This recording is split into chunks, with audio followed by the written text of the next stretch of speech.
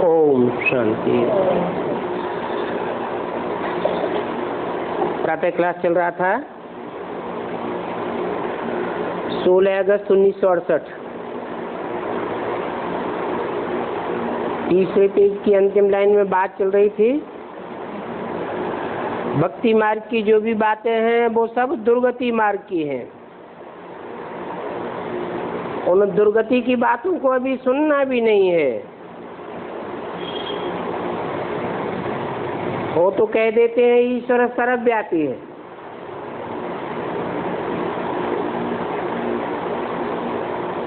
जब सर्वव्यापी वाली बुद्धि में बात बैठती है तो सबकी बुद्धि भटक जाती है। एक व्यापी हो तो बुद्धि एक टिकाने टिके। जब बताए दिया सर्वव्यापी है तो कहाँ कहाँ बुद्धि भटकती रहती है। तो ये बात तो कभी भी नहीं सुनना चाहिए। क्या कि परमात्मा बाप सर्वव्यापी है। मैंने तो कभी ये बात कही ही नहीं क्या कि मैं सर्वव्यापी हूँ। 5 विकारों रूपी भूत तो इस दुनिया में सभी में है। काम, क्रोध, लोभ, मोह, अहंकार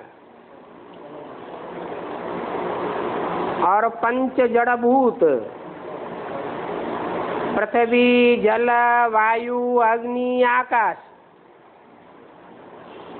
ये तो कण कण में व्यापक है, परंतु मैं तो व्यापक नहीं हूँ। जो 5 महाभूत व्यापक हैं, 5 विकार व्यापक हैं, तो दुनिया तामसी बनती जाती है, विकृत होती जाती है। मैं तो आत्माओं का बाप हूँ। आत्मा तो सदैव अजर अमर अविनाशी है। 5 भूत तो विकृत होते ही रहते हैं।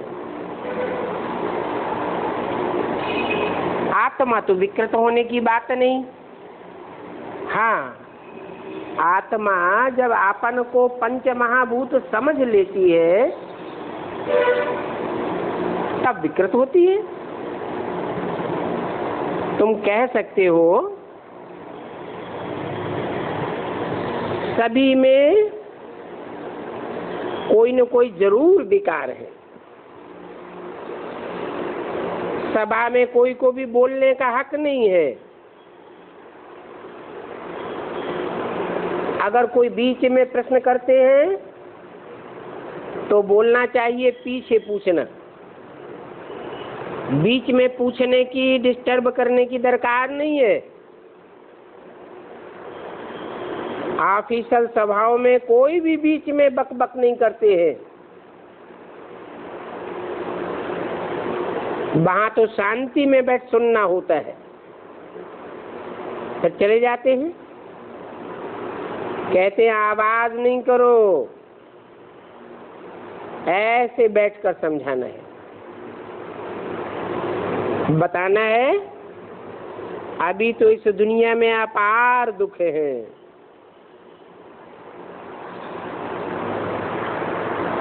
क्यों दुख है? क्योंकि दुनिया विकृत होती जा रही है, विकारी बनती जा रही है। जितनी ज्यादा विकृत होती जाती है उतना दुख बढ़ता जाता है। हम बाप को और बाप की रचना के आदि मध्य अंत को जानते हैं। हम इन्हें लक्ष्मी नारायण, ब्रह्मा, विष्णु, शंकर, जगदम्बा, जगत पिता आदि आदि सभी के ऑक्यूपेशन को जानते हैं। उन ऋषियों मुनियों आदि से भी पूछा गया तो उन्होंने बोला कि हम इनके आदि मध्य अंत को नहीं जानते, नहीं जानते हैं। तो कहेंगे अनास्था वालों की दुनिया, आस्तिकों की दुनिया नहीं कहेंगे। न कोई बेहद के बाप को जानते हैं, एक भी नहीं है जो बेहद के बाप को जानता हो। कह देते हैं सर्वव्यापी है। अभी जब बाप ने पैराडाइज बनाया तब सभी को निश्चय हो गया। पहले तो तुम भी नहीं जानते थे कि 84 जन्म कैसे लेते हैं। तो सभा में बैठकर बताओ, आओ हम सबको बतावें। ये 7 दिन का कोर्स लो तो तुमको भी पाप आत्मा से पुण्यात्मा बनाए देंगे, और सो भी एक जन्म के लिए नहीं, 21 जन्म के लिए पुण्यात्मा बन जावेंगे। 21 जन्म तुम कोई भी पाप नहीं करेंगे। हम तो खुदा के बच्चे हैं, खिदमतगार हैं, तो हम सब की खिदमत करते हैं।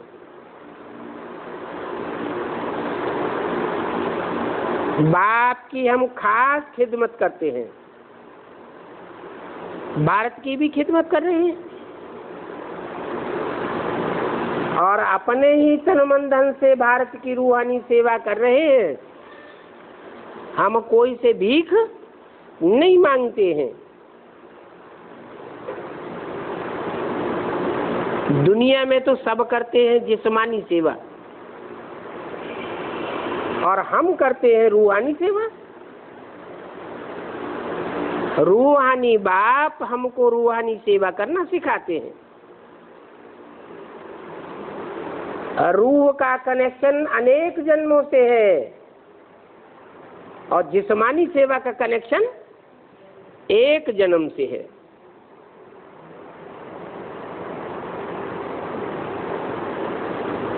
तो बताओ, तुम सब करते हो जिस्मानी सेवा, और रूहानी सेवा तो तुम कोई कर ही नहीं सकते हो। बाप कहते हैं इस पुरानी दुनिया में तुम जो कुछ भी देखते हो इन आंखों से, वो सब भूल जाओ। ये आंखें ही विनाशी हैं, ये शरीर ही विनाशी है, और ये सारी दुनिया ही विनाशी है। फिर अविनाशी क्या है? आत्मा अविनाशी है, और आत्माओं का बाप भी अविनाशी है, और आत्माओं का घर भी अविनाशी है। इस दुनिया में जो स्वर्ग बनता है वो भी विनाशी। चलो 21 जन्म तक चलता है, फिर बाद में विनाश तो होता है ना। इस दुनिया में सब कुछ है विनाशी, और बाप के घर में जो भी अब आत्माएं हैं वो सब है अविनाशी। अभी तुम जानते हो कि इस पुराने सस्य वृक्ष रूपी मनुष्य के झाड़ का सारे का विनाश होना है। इस यज्ञ में सब कुछ स्वाहा हो जाएगा।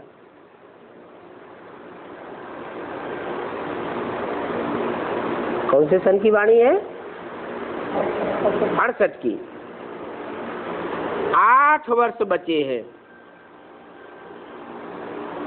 8 वर्ष में सब कुछ स्वाहा हो जाएगा।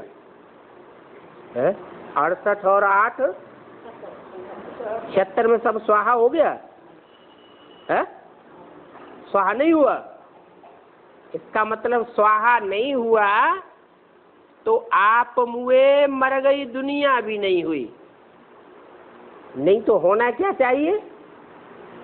आप मुए मर गई दुनिया। खुद अपने को देहभान से मार दिया तो दुनिया भी खलास हो गई। अपने को इस दुनिया से नहीं मारा, देहभान से नहीं मारा, तो दुनिया भी खलास नहीं होती है। तो जो 8 वर्ष है बाकी बचे हैं, वो किसके लिए बोला?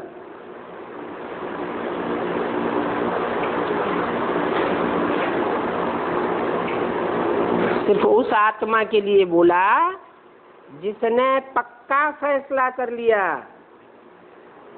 कि मैं आत्मा हूँ और बाकी ये सारी दुनिया जो इन आंखों से दिखाई देती है वो सब खलास होने वाली है। नई दुनिया आने वाली है, नई दुनिया का फाउंडेशन लग चुका है।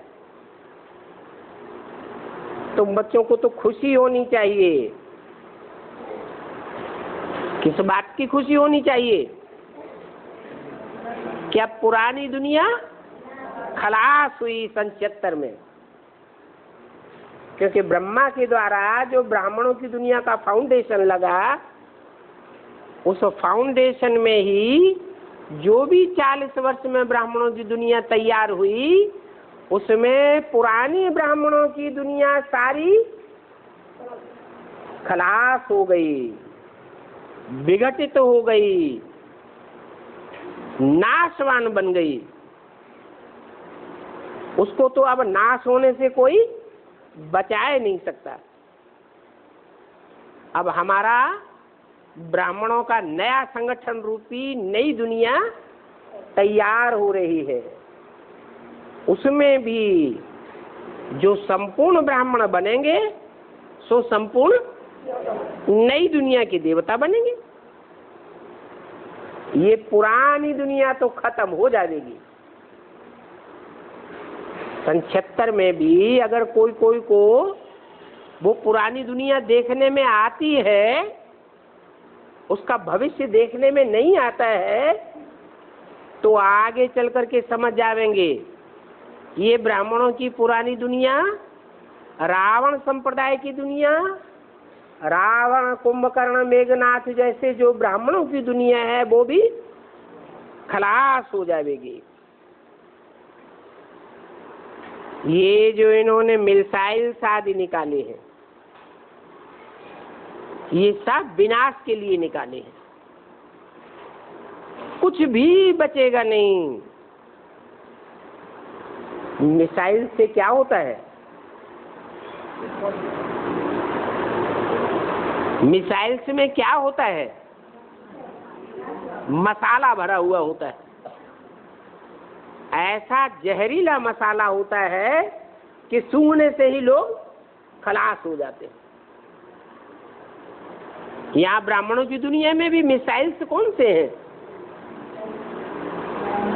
परमात्मा बाप जो इस सृष्टि पर आया हुआ है, उस परमात्मा बाप की ग्लानि के मिसाइल्स सूंघते ही खलास हो जाते हैं।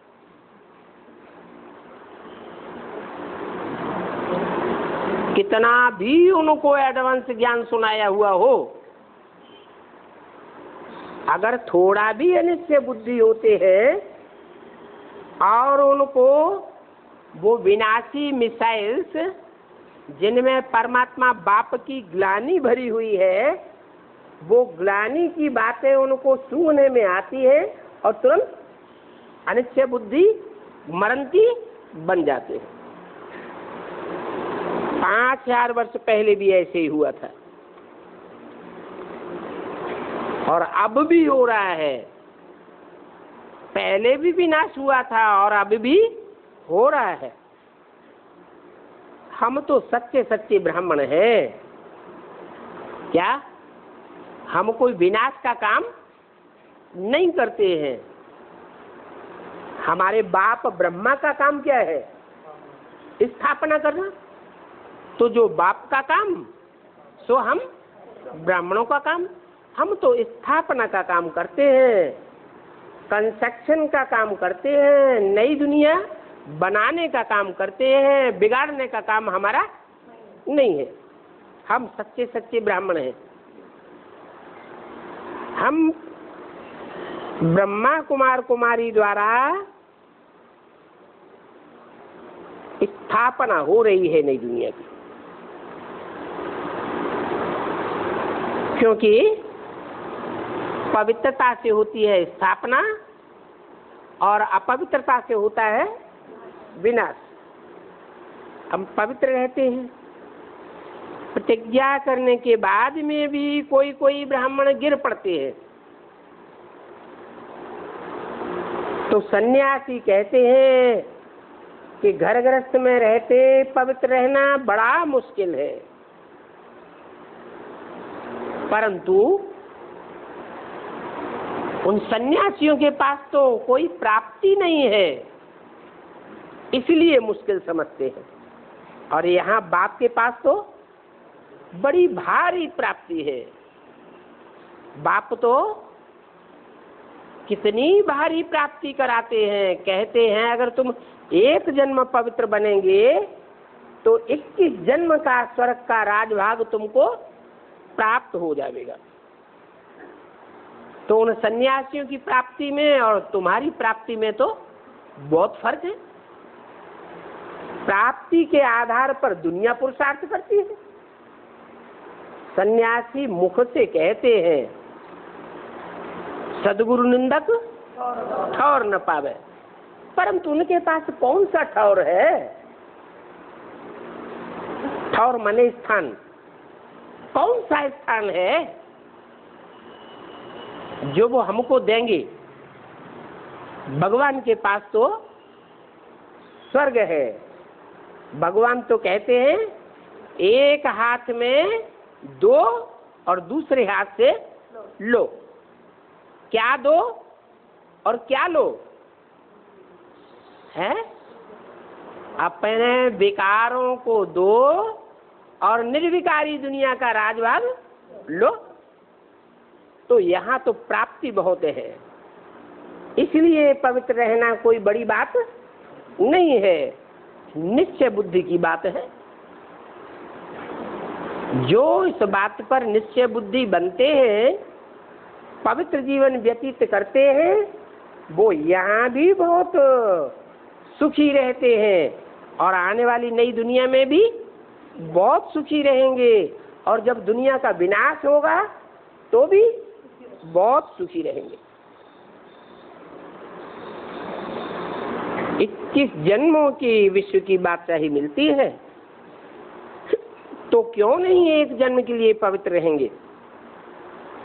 बेहद का बाप पूछते हैं कि हम तुमको 21 जन्म के लिए स्वर्ग का मालिक बनाता हूं, तो क्या तुम एक जन्म के लिए पवित्र नहीं बनेंगे?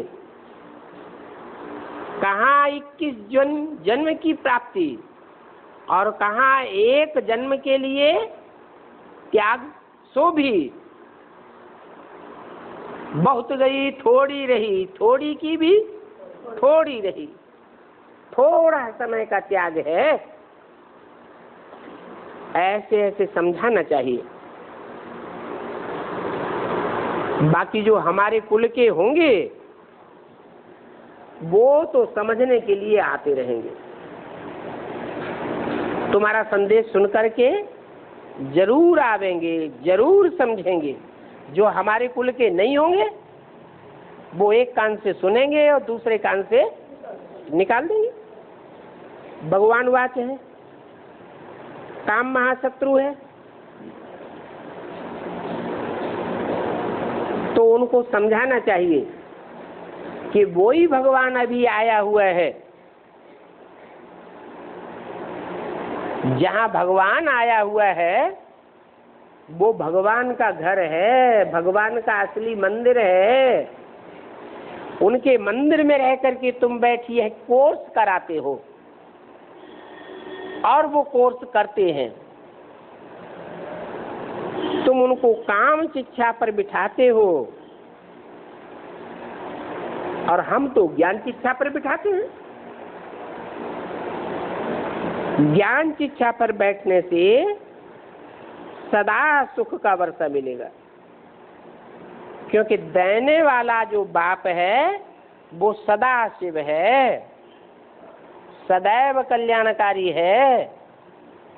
और जितने भी मनुष्य गुरु हैं वो आज कल्याणकारी है, कल अकल्याणकारी भी बन जाते हैं।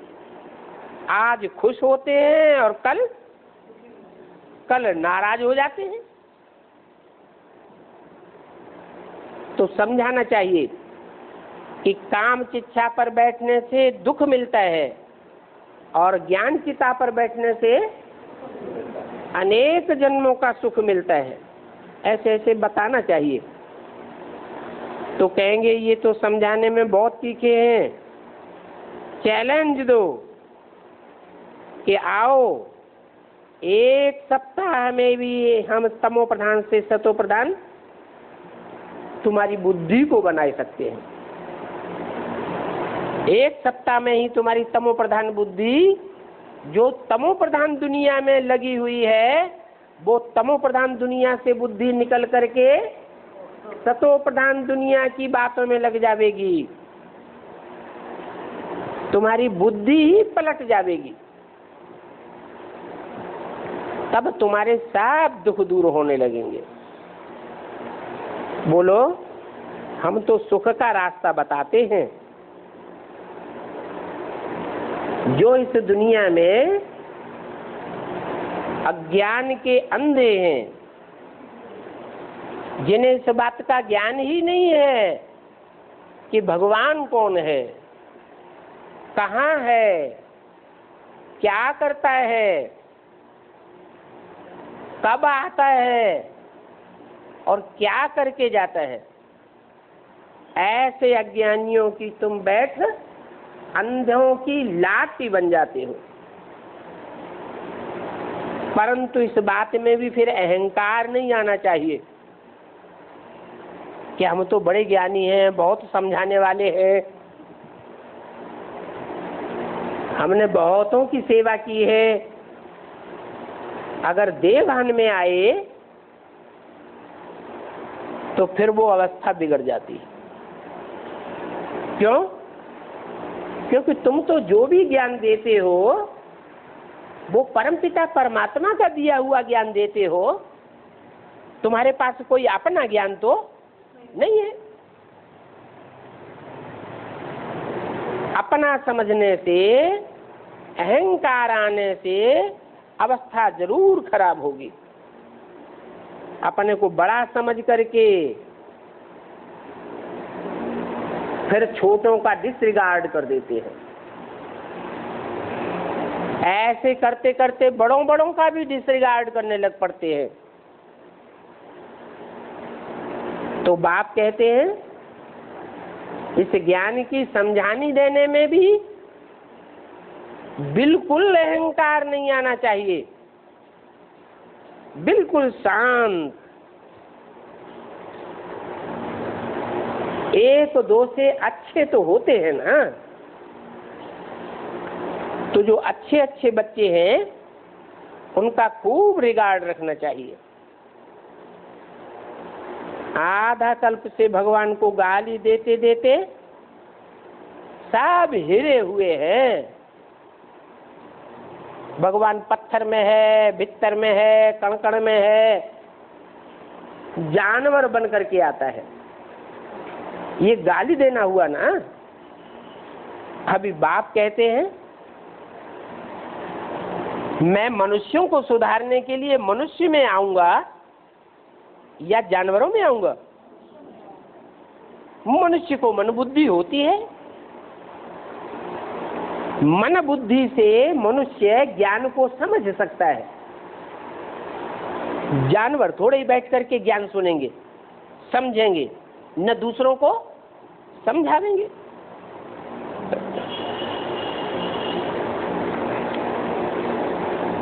तो जो गाली देने वाले हैं भगवान को, उनके आगे और बातें हम क्या सुनावें। बताना चाहिए कृष्ण की क्या महिमा है। कृष्ण तो है ही 16 कला संपूर्ण। 16 कला संपूर्ण तो सतयुग होता है, त्रेता में 14 कलाएं होती हैं। सतयुग में कृष्ण का राज्य था, उनको नारायण कहा जाता था।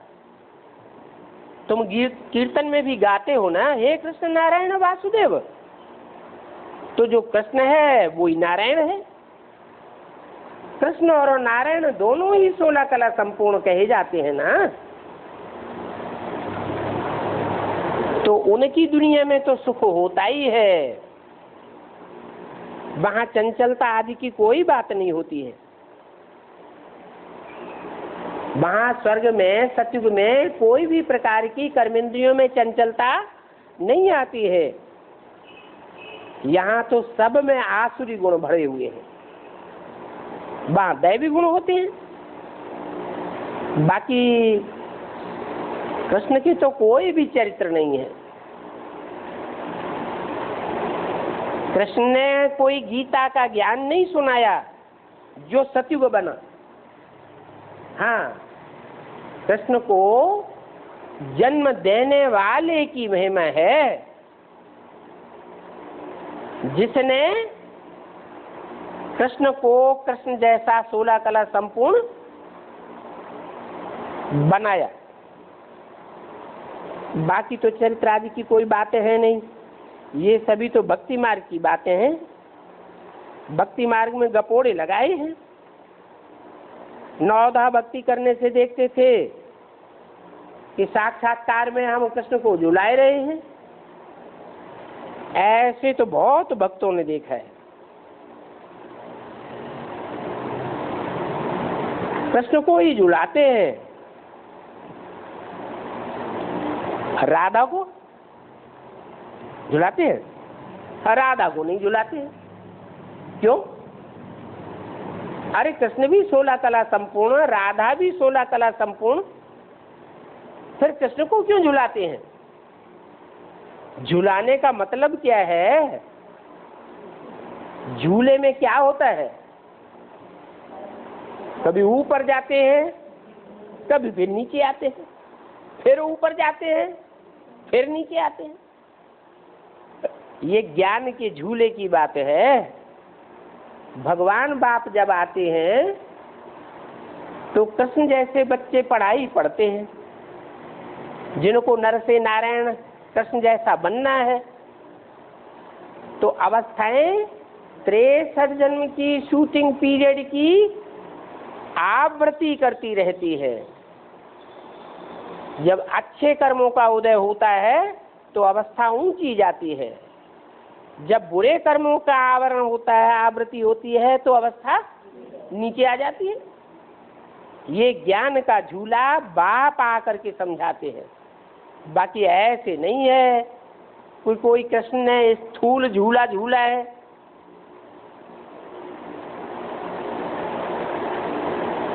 राधे के लिए झूला नहीं दिखाते हैं। क्यों? कृष्ण को झूले में दिखाते हैं, क्योंकि कृष्ण वाली आत्मा राजा बनने वाली आत्मा है। राजाओं ने ज्यादा अपवित्रता भोगी है या रानियों ने अपवित्रता ज्यादा भोगी है? राजाओं ने ज्यादा अपवित्रता भोगी है। तो ऊंची स्टेज में भी जाते हैं तो नीची स्टेज में भी गिरते हैं। राधा तो पवित्र जीवन बिताने वाली भारतीय नारी है। ऊंच और नीच जाने की बात है ही नहीं। रामनवमी मनाते हैं,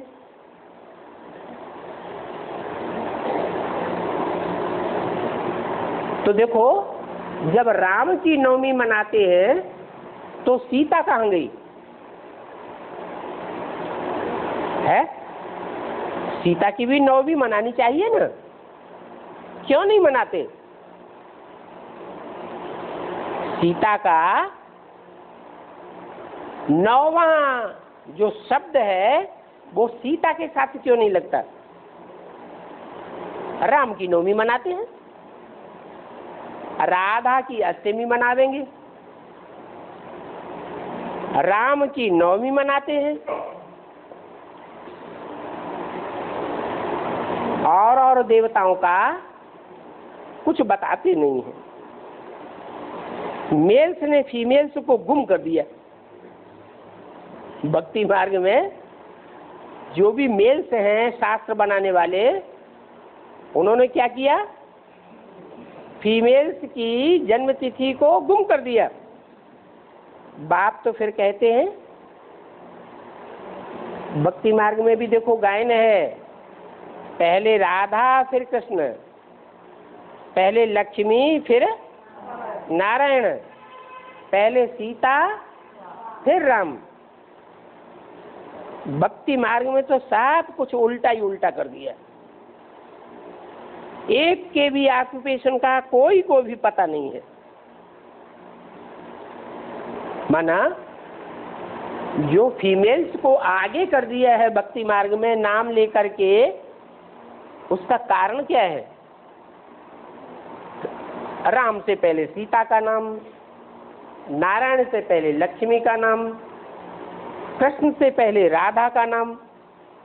ये पहले क्यों रख दिया है? हाँ, प्योरिटी इज फर्स्ट। कन्याओं माताओं ने जब भगवान इस सृष्टि पर आया तो प्योरिटी को पहले पहले महत्व दिया। पुरुषों ने प्योरिटी को उतना महत्व नहीं दिया और कन्या माताओं ने प्योरिटी को महत्व दिया। तो भगवान ने उनका नाम पहले दिलवाया और पुरुषों का नाम पीछे करवाया। तो बोलना चाहिए कि 7 दिन रचयिता के आदि, रचयिता और रचना के आदि मध्यंत का और रचना का 7 का ऑक्यूपेशन आपको हम बतावेंगे। मनुष्यों की बुद्धि में तो भक्ति मार्ग का भूसा भरा हुआ है, अर्थ कुछ भी समझते नहीं है। जो भक्ति मार्ग की बातें बुद्धि में भरी हुई है वो ही बुद्धि में से, मुख में से निकलती रहती है। सब अज्ञान ही अज्ञान सुनाते हैं, इसलिए दुनिया की अवस्था नीचे गिरती चली जाती है। ज्ञान से तो सद्गति होनी चाहिए। अगर शास्त्रों में भगवान का ज्ञान होता तो दुनिया की सद्गति होनी चाहिए या दुर्गति होनी चाहिए? सद्गति होनी चाहिए। लेकिन क्या हो रहा है? हजारों वर्ष की हिस्ट्री ये बता रही है कि दुनिया की मेंटेलिटी नीचे गिरती जा रही है। तो जरूर शास्त्रों से अज्ञान ही अज्ञान फैला है। अभी बाप आकर ज्ञान सुनाते हैं तो ज्ञान देने वाला एक ही बाप है और बाकी सब अज्ञान सुनाने वाले हैं। वो बाप का ज्ञान अब हम आपको सुना रहे। तो पक्का उनकी बुद्धि में ये बैठा देना चाहिए कि कोई भी मनुष्य गुरु मनुष्यों की सद्गति नहीं कर सकता। क्यों नहीं कर सकता? क्योंकि मनुष्य सब हैं मन वाले, सबका मन चंचल है। चंचल मन वाले दूसरों की सद्गति कैसे करेंगे? एक परम पिता परमात्मा है जो मन को कंट्रोल करना सिखाता है। क्यों सिखाता है? क्योंकि वो कभी भी इंद्रियों की चंचलता में आता ही नहीं है। जो भी इंद्रियां हैं, 10 इंद्रियां, उन 10 इंद्रियों को चलाने वाला है मन, और मन मनुष्य का चंचल होता है। तो चंचल मन वाला मनुष्य कोई की सद्गति नहीं कर सकता। अपनी भी सदगति नहीं कर सकता। उसकी इंद्रियों को कंट्रोल करने के लिए भगवान बाप को ही सृष्टि पर आना पड़ता है। वो आकर के सिखाते हैं कि मन को कंट्रोल कैसे किया जाए। कौन सा ज्ञान देते हैं? पहले पहले ये बताते हैं कि तुम्हारा मन भटका हुआ है। क्या? भक्ति मार्ग में मन भागता रहा, कहीं मंदिर में, कहीं मस्जिद में, कहीं गुरुद्वारे में, कहीं तीर्थों में, कहीं ठिकानों में, कहीं किसी गुरु में, कहीं किसी गुरु में, मन सदैव भागता रहा, भटकता रहा। क्यों? क्योंकि भगवान को सर्वव्यापी समझ लिया। अभी बाप आकर बताते हैं मैं सर्वव्यापी नहीं हूं, मैं तो एक व्यापी होकर के इस सृष्टि पर आता हूं।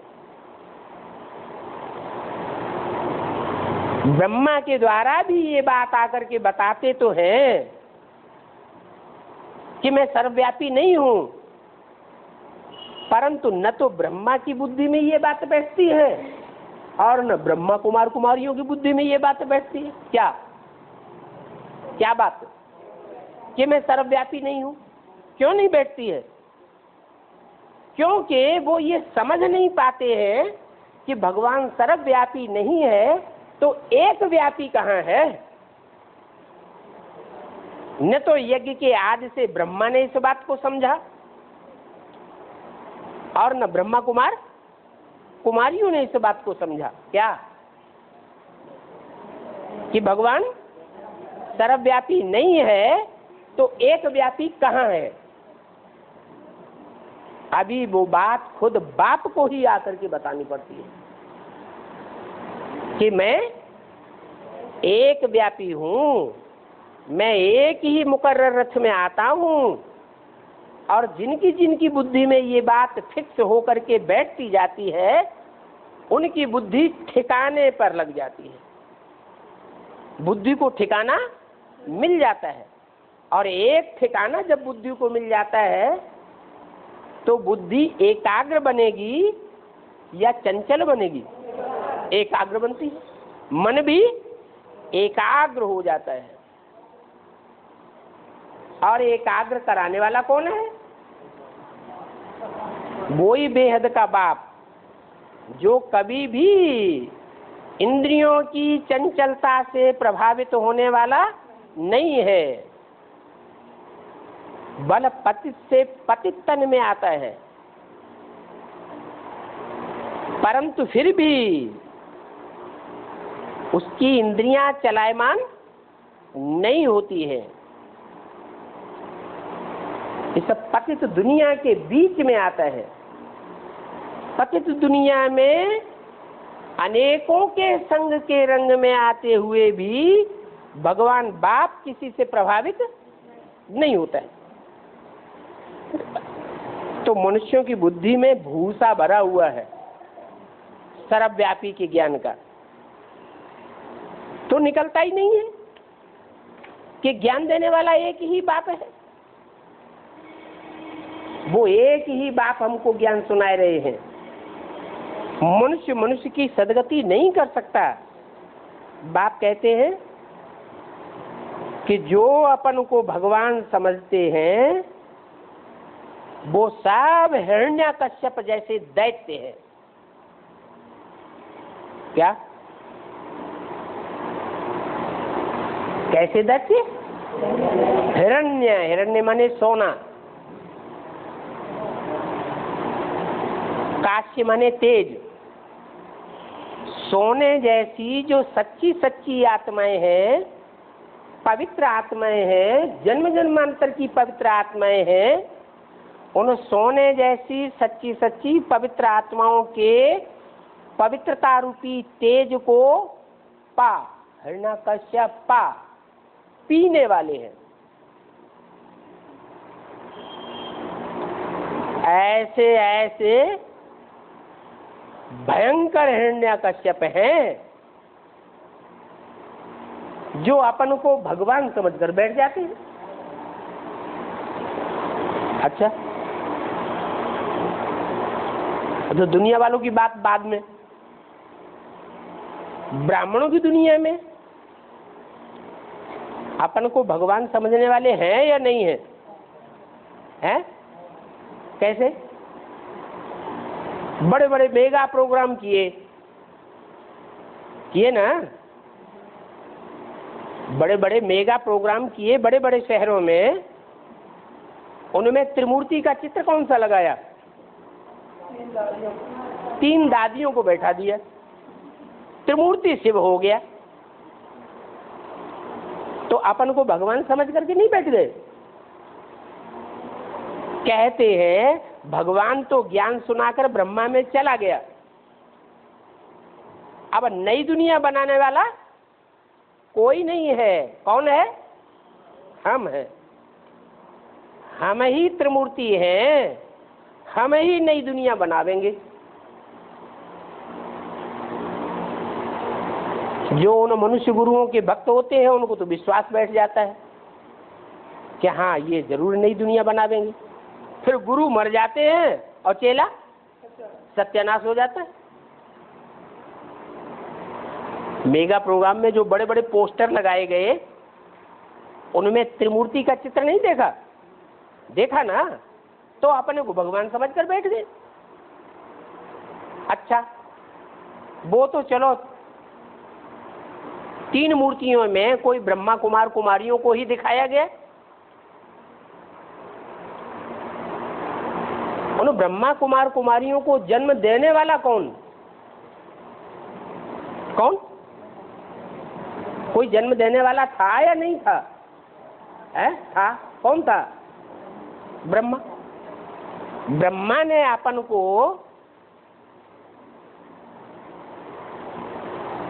गीता का भगवान साकार में समझा या नहीं समझा? समझा। अपने अंदर ये समझ लिया कि नहीं कि मेरे अंदर ही शिव आता है, मैं ही शिव का स्वरूप साकार में हूं, दुनिया में और कोई शिव का साकार स्वरूप नहीं है। ये पक्का बुद्धि में बैठा लिया।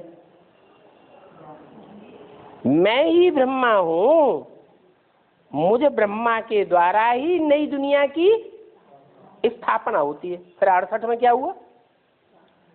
68 में शरीर छोड़ दिया, नई दुनिया कहाँ गई?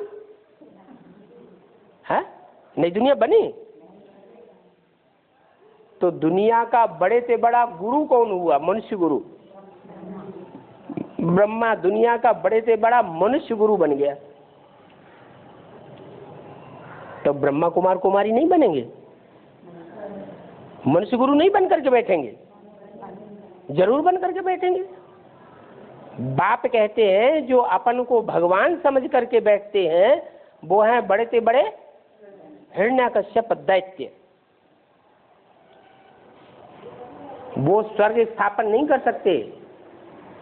भगवान को ये कहने की दरकार ही नहीं क्या कि मैं भगवान हूं, मैं शिव हूं। भगवान जिस तन में आवेगा वो तनधारी को भी ये कहने की दरकार नहीं मैं शंकर हूं, मैं ब्रह्मा हूं, मैं नई दुनिया की स्थापना करने वाला हूं। जो करने वाला होता है वो मुख से कहता नहीं है, कहेगा या करके दिखाएगा? करके दिखाएगा। जो कहने वाले होते हैं वो करते नहीं है, और जो करने वाला होता है वो मुख से कहता भी नहीं है। तो बाप कहते हैं जो अपन को भगवान कहते हैं वो हिरण्यकश्यप जैसे दैत्य हैं, हठयोगी निवृत्ति मार्ग वाले हैं। वो निवृत्ति मार्ग वाले प्रवृत्ति मार्ग वालों को राजयोग नहीं सिखला सकते हैं। जो मेगा प्रोग्राम में बड़े बड़े पोस्टर बना करके त्रिमूर्ति शिव अपन को साबित करने वाले थे कि हम शिव की 3 मूर्तियां हैं, जो नई दुनिया बनाने वाले, पुरानी दुनिया को बिगाड़ने वाले और नई दुनिया की पालना करने वाली हम 3 मूर्तियां हैं, वो प्रवृत्ति मार्ग के थे या निवृत्ति मार्ग के हैं? प्रवृत्ति मार्ग के नहीं थे। अरे इतना रुकने की क्या बात, वो प्रवृत्ति मार्ग वाले थे या निवृत्ति मार्ग वाले थे? निवृत्ति मार्ग वाले थे। कोई कहेगा उनको कि ये प्रवृत्ति मार्ग वाले थे? नहीं।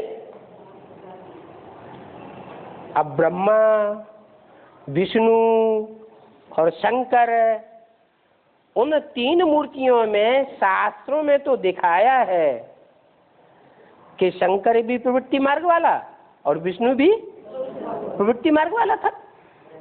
तो जो प्रवृत्ति मार्ग वाली मूर्तियां हैं वो ही प्रवृत्ति मार्ग की नई दुनिया की स्थापना कर सकती हैं। जो है ही निवृत्ति मार्ग वाले, वो प्रवृत्ति मार्ग की नई दुनिया स्थापन कैसे करेंगे? कर ही नहीं सकते। हाँ, ब्रह्मा के लिए जो शास्त्रों में लिखा है कि उनकी भी प्रवृत्ति थी, तो वास्तव में ब्रह्मा की बेटी थी या प्रवृत्ति थी? बेटी के साथ प्रवृत्ति थोड़ा ही होती है। इसलिए ब्रह्मा को कलंक लग गया, चंद्रमा को कलंक लग गया। कलंक लगने के कारण ब्रह्मा की पूजा नहीं होती है, मूर्तियां नहीं बनती हैं, उनके मंदिर भी नहीं बनते हैं। अब ब्रह्मा को जो फॉलो करने वाले हैं उनका भी यही हाल होता है। वो तथाकथित ब्रह्मा कुमार कुमारी नई दुनिया स्थापन करने के निमित्त नहीं बन सकते। वो पुरानी दुनिया में नष्ट हो जाने वाले हो सकते हैं, लेकिन नई दुनिया स्थापन नहीं कर सकते। तो बाप का कहना है कि जो निवृत्ति मार्ग वाले हैं वो प्रवृत्ति मार्ग वाली नई दुनिया स्थापन कर ही नहीं सकते।